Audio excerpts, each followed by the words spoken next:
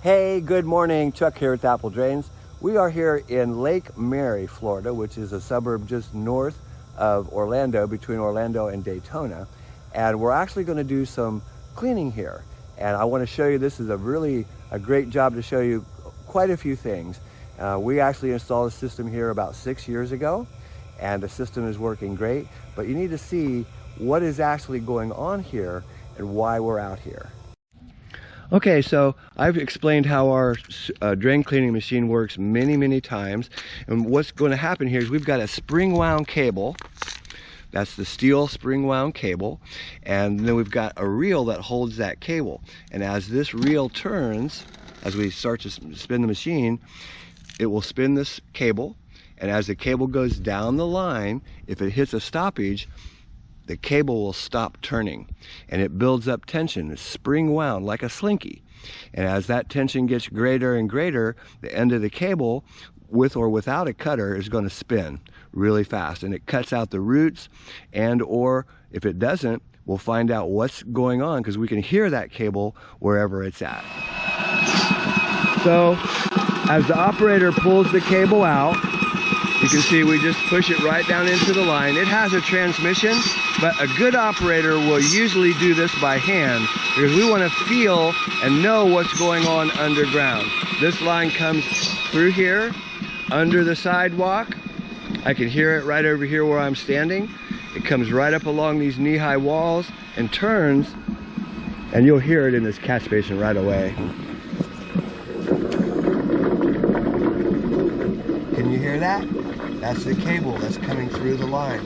And when he gets to this point, I'm going to have him stop because we'll have to actually help it to get into the other portion of the catch basin. We've got an inlet and an outlet, and we need to get it to go on into the pipe and continue down the line. And I'll show you more of that in just 1 second. Okay, he's almost here. That length of that pipe, because it doesn't run directly this way, is probably about 60 feet. It actually comes straight up, and then it turns and comes over to this point. And you can hear it, and I can almost see it. Okay! So we've got the cable right into the basin. Now we need to take the screws out and open up this basin and push the cable into the next section of line. So what we're going to do is take these screws out that hold this grate in place.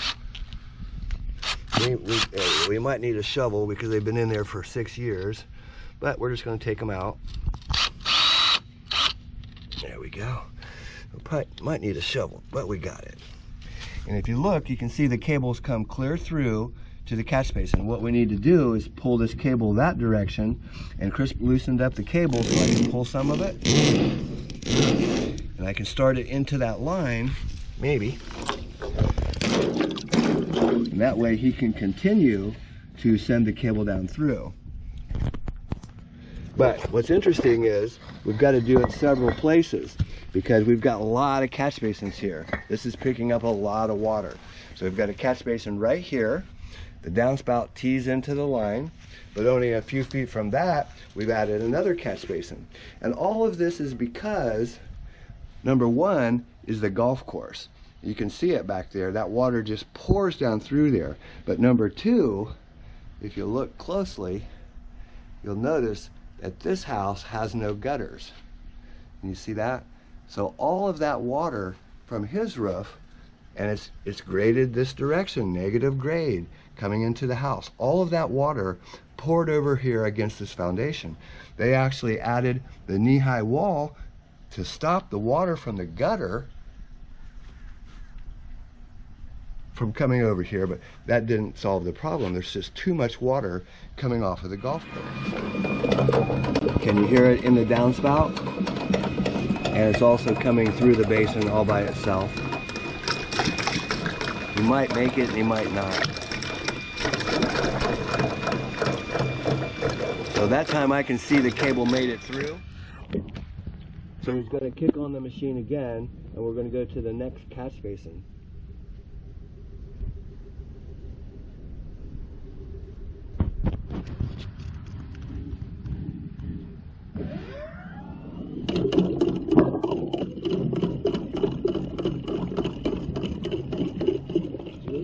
ahead and walk right up here to this one, and we'll go ahead and open it up because they're so close together.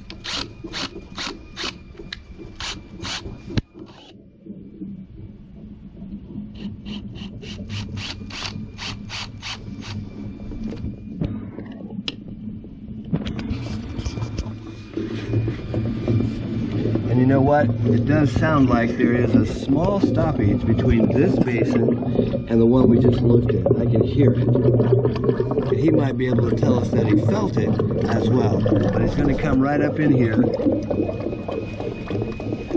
And again, you can see that there's a flow of water. A good flow of water. The catch basins are clean.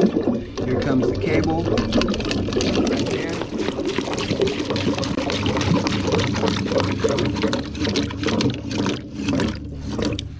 So I'm going to pull it.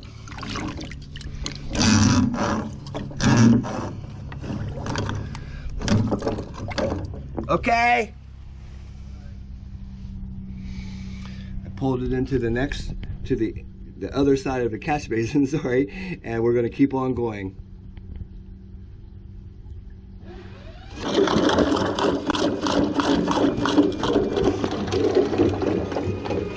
So that line continues on. Let's see if we can hear it in this basin. Oh yeah. This one's got a little growth over the top of it, but nothing major to worry about. They really did a nice job of maintaining their grates, and I can see there's a good flow of water coming through there. Let's go on down the line a little further and see what we have.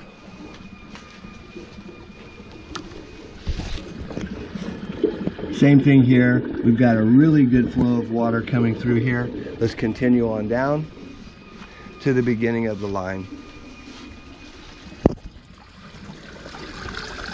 Very nice. And we're going to listen in here. And yeah, I can hear that cable and the water running. So this line's wide open. And again, I think what's happening here is that during these big event rains that we get here in Florida, I mean, we're talking, 4 to 6 inches in less than an hour. 4-inch pipe, that's all it can handle. And if you look closely, you can see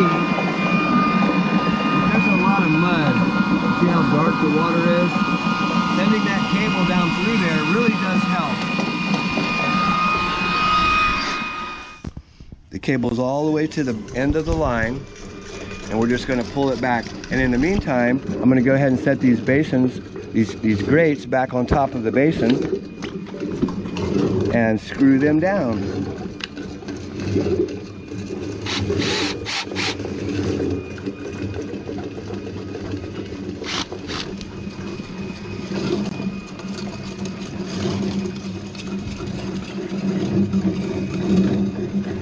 I can hear that cable getting closer and closer to us. It's just working its way back.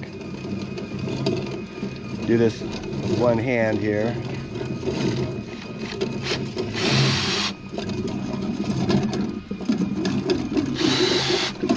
Nice. You can hear that cable coming right through there right now. And it's just looking really good. You can see that as the cable spins inside that line, that the line does get a little bit cloudy, or the water gets a little cloudy, but it's looking really good. So, quick review. Back in 2016, 2015, we came out here and installed a drainage system. And you can see here's where we cored the curb. Beautiful core. Lets that water come straight out into the gutter where it belongs. And this line is 4-inch corrugated ADS, tunneled under the walk. Comes right up here to the wall. It turns. Catch basins collect immediate surface water. No water stands in this yard. But you can see there's a downspout, catch basin, because so much water had been coming off of this roof over here that it just totally flooded the area. Before we came here to solve the negative grade, they actually put up a knee-high wall. Very expensive project to do that. It didn't solve anything. The answer to negative grade is not regrading, it's not adding a wall, It's adding a drainage system.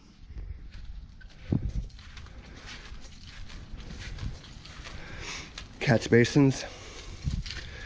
And you know, people ask, where do you put the catch basin? Well, you put it in the low spot.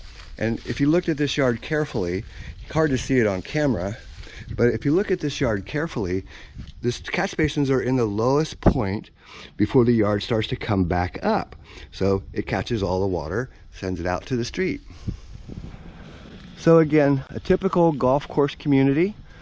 This is actually a Monday maintenance day. And you can see, I don't know what time it is, probably 10:30, and people are out playing because that's why they moved here. It's because they want the golf course community. But you can really see it from here. When it rains, that water comes off of the golf course, comes down, and they created swales. But all it did was just kind of trap the water and force it even more. And it came right around and went straight against the back of the house and straight down between the houses, causing major problems. So if you're in a subdivision that has just a tiny space, a really tiny space between the two homes, and your neighbor does not have gutters, and you're on a negative grade, you can expect to have problems. And the solution is not the knee-high wall. That is not the solution. The solution is a drainage system. Regrading away from your home, it can help a little bit, but it depends on where that floor is. The floor here is right here. Can you see that? So adding a little soil here is not going to really solve the negative grade that comes from the neighbor's yard to your house. You can't be above the floor or you're going to get termites. And you can see how big and how much water comes off of that roof. It's tremendous, just tremendous amounts.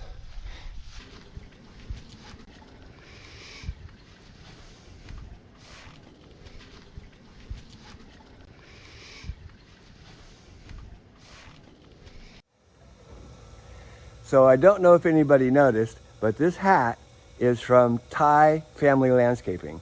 And Tom and I, his wife Dawn, have become pretty good friends over the internet. And so he sent me a cap, which was just so cool. Thank you, Tom. If you're in the New Jersey area and you're looking for a really trustworthy someone to put in a rainwater drainage system, gutters, downspouts, sump pumps, all of those things, look up Thai Family Landscaping. Hey, this is Chuck with Apple Drains, reminding you that if you believe you can do something, I guarantee you can do it. Have a great day.